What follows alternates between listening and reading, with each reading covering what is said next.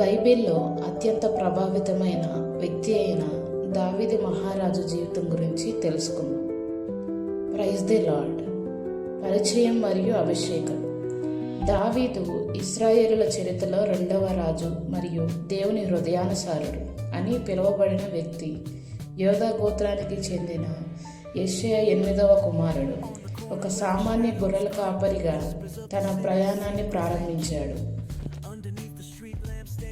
దేవుని ఎంపిక. మొదటి రాజు అయిన సౌలు దేవుని ఆజ్ఞలను అతిక్రమించినప్పుడు ప్రవక్త అయిన సాముయేలును దేవుడు బెత్లెహేముకు పంపి దావీదును రాజుగా అభిషేకించాడు. నైపుణ్యం. దావీదు కేవలం గొర్రెల కాపరి మాత్రమే కాదు, అద్భుతమైన సితార, వైద్యకారుడు మరియు యుద్ధ వీరుడు. గొలియాతుపై విజయం. దావీదు పేరు ఇశ్రాయేలు దేశమంతటా మారుమోగడానికి కారణం ఫిలిస్తీయుల రాక్షసుడు గొలియాతును ఓడించడం. విశ్వాసం. ఇశ్రాయేలు సైన్యమంతా గొలియాతును చూసి భయపడుతుంటే యువకుడైన దావీదు మాత్రం, నువ్వు కత్తితోనూ ఈటుతోనూ వస్తున్నావు, నేను సైన్యములకు అధిపతి అయిన యెహోవా నామమున వస్తున్నాను అని ప్రకటించాడు. విజయం. ఎటువంటి కవచం లేకుండా కేవలం ఒక ఒడిసెల మరియు 5 రాళ్లతో గొలియాతును నేలకూల్చాడు. ఇది దేవునిపై ఆయనకున్న అంచలంచలమైన విశ్వాసానికి నిదర్శనం. శోధనలు మరియు సింహాసనం. దావీదు విజయం చూసి ఓర్వలేక సౌలు రాజు అతన్ని చంపాలని ప్రయత్నించాడు. అరణ్యవాసం. దావీదు అనేక సంవత్సరాలు అరణ్యములలో గుహలలో తలదాచుకున్నాడు.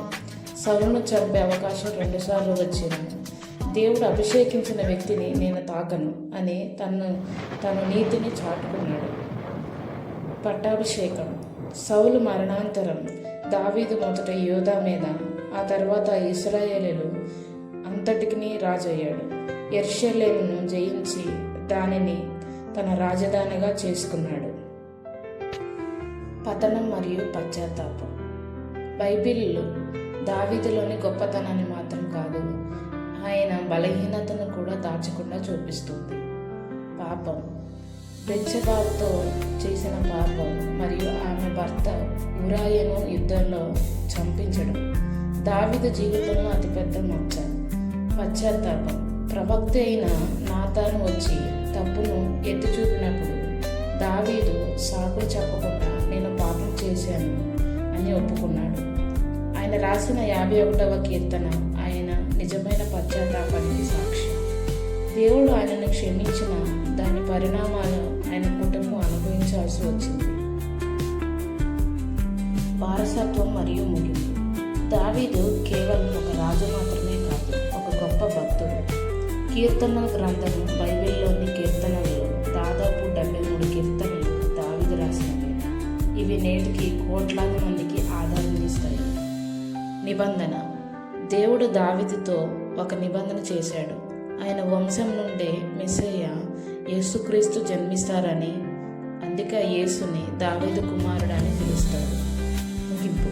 దావీదు తన తరం వారికి దేవుని చిత్తానుసారంగా సేవ చేసి నిద్రించాడు. ఆయన జీవితం మనకి నేర్పే పాఠం ఏంటంటే, మనం పడిపోయిన పశ్చాత్తాపంతో దేవుని వైపు తిరిగితే ఆయన మనల్ని తిరిగి లేవనెత్తుతాడు. దావీదు జీవితం మనకి నేర్పే గొప్ప పాఠం ఏంటంటే, దేవుడు మనం బయట రూపాన్ని కాదు, మన హృదయాన్ని చూస్తాడు. ఆయన తప్పు చేసినప్పుడు పశ్చాత్తాపడ్డాడు, విజయం పొందినప్పుడు దేవుని స్తుతించాడు. అందుకే ఆయన దేవుని హృదయానుసారుడు అయ్యాడు.